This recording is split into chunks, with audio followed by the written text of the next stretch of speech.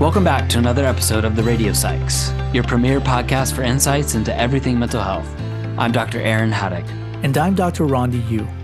We're psychologists who care about people and bringing science to practice. And we're so glad to have you join us. Please note that the information shared in this episode is solely intended for informational and entertainment purposes only and is not a substitute for professional medical or mental health advice, diagnosis, or treatment. Today's topic is social isolation, loneliness, and your mental health. Hello? Is anybody there? Oh, I guess it's just me today.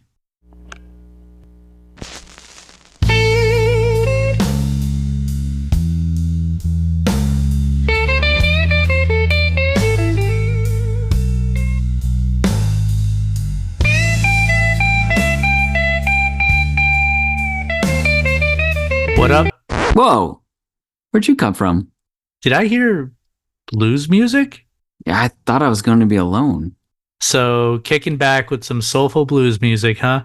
Yeah, the rhythmic cadence and heartfelt notes just so uniquely capture the essence of human loneliness. Okay, I can dig it. Okay, I think it's time. Let's dive in and talk about social isolation. Okay, well, we can start by making a clear distinction between social isolation and loneliness, because they're not the same thing, are they? No, they're not. Social isolation refers to the objective state of being physically separated from others. On the other hand, loneliness is an internal emotional response to that isolation. So, while social isolation and loneliness are often used interchangeably, they encapsulate distinct aspects of the human experience. Imagine someone living alone, physically distanced from family and friends.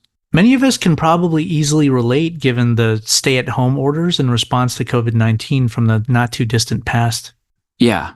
So here's a clear example case of social isolation. A person who's far away from other people, but this doesn't necessarily equate to loneliness. Some might argue that someone in a situation like that is more prone to loneliness. How would you differentiate between a socially isolated person who feels lonely and one who doesn't? It's a valid point. The emotional experience hinges on various factors, such as a person's ability to find meaning in their solitude, the quality of virtual or remote connections, and the presence of fulfilling activities.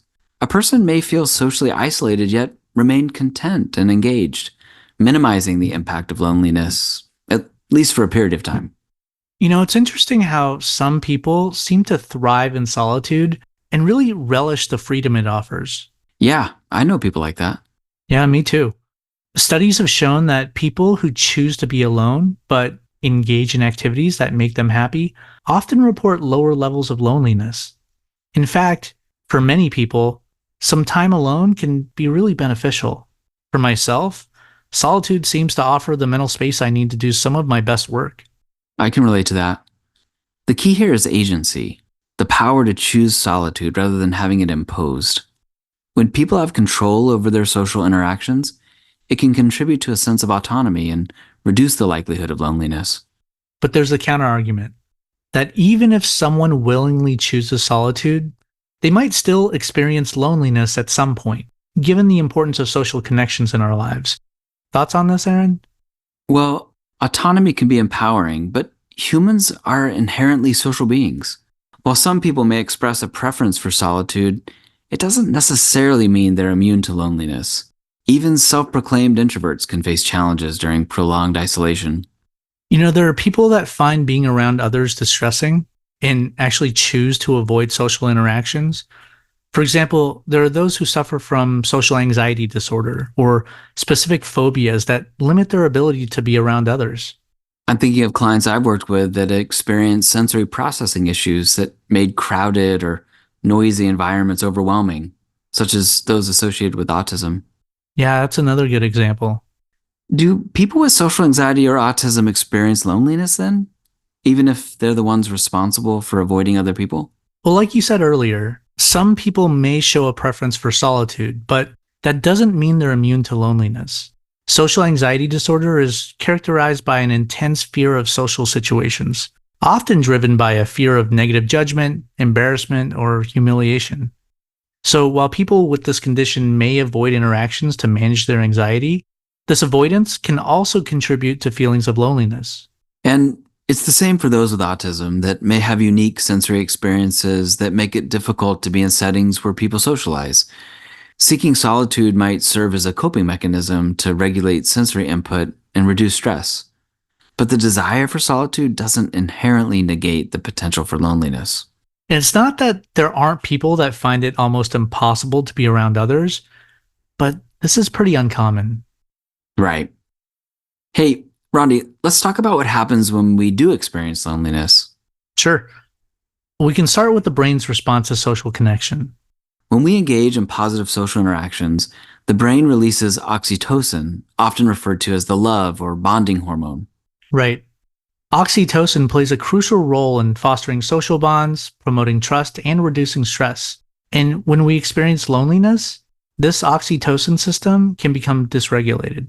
There are also neuroimaging studies that have shown that people who are lonely often exhibit heightened activity in brain regions associated with social threat and stress response. Like the amygdala? Yeah, and this hyperactivity can contribute to feelings of anxiety and vigilance. That's so interesting that loneliness seems to put the brain on high alert for potential social threats. Yeah, it's fascinating. There's also research that links loneliness to alterations in the brain's reward system. Particularly the ventral striatum. Exactly. This is a part of the brain that usually lights up in moments of connection and social fulfillment, releasing feel-good neurotransmitters like dopamine. But for those experiencing loneliness, there's reduced activity in the ventral striatum. This reduced activation can be problematic because it makes it harder to find joy in social interactions and other rewarding activities. This includes social engagements and activities that we used to enjoy, and contributes to intensifying the experience of loneliness. But what does this all translate to in terms of effects on mental health?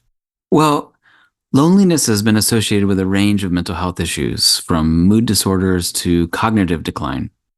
Thinking about loneliness and mental health, depression is often the first thing that comes to mind. How do they connect? Loneliness and depression often go hand in hand.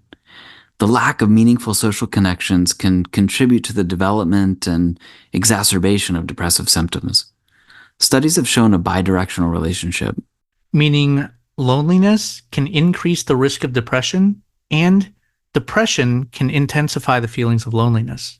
It's a vicious cycle. Yeah, it is. It can also heighten the anxiety levels of those already struggling with anxiety. Before we wrap up, I'll also mention that studies indicate a connection between loneliness and diminishing cognitive abilities, especially in older adults. Limited social involvement could expedite the erosion of cognitive functions and increase our susceptibility to conditions like Alzheimer's disease. There's a lot to unpack here. Let's continue this discussion in our next episode, where we'll expand our discussion around loneliness and its impact on mental health, as well as provide some practical recommendations for combating loneliness. As we wrap up with this episode on social isolation, loneliness, and mental health, we're sending a heartfelt thanks for being our companions in this podcasting venture. Take care and be well, everybody. Take care and be well.